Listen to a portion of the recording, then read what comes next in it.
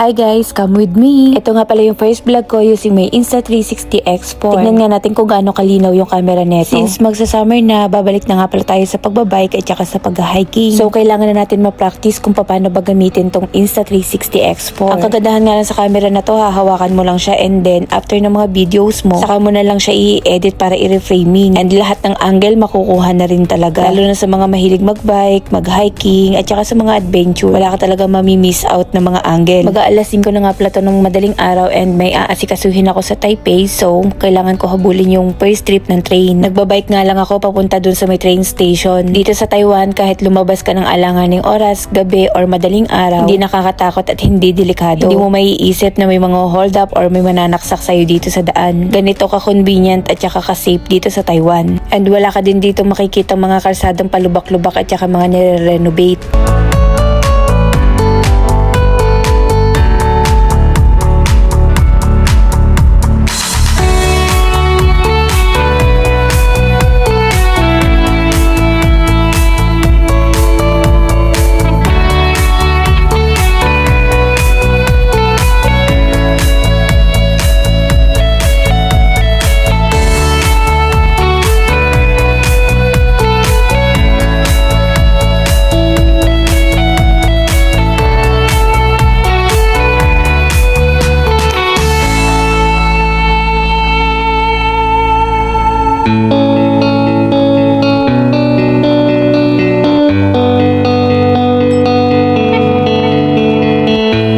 Nandito na rin mismo sa may harap ng train station yung U-Bike station na pwede mong pagsulian ng bike. 20 to 30 minutes din kasi pag nilakad mo. And yung ganito nga palang oras, wala pa talaga mga taxing makukuha. Tanghali na rin kasi kumikilos yung mga tao dito. And ito nga pala yung Chunan Station. Taipei, Iga.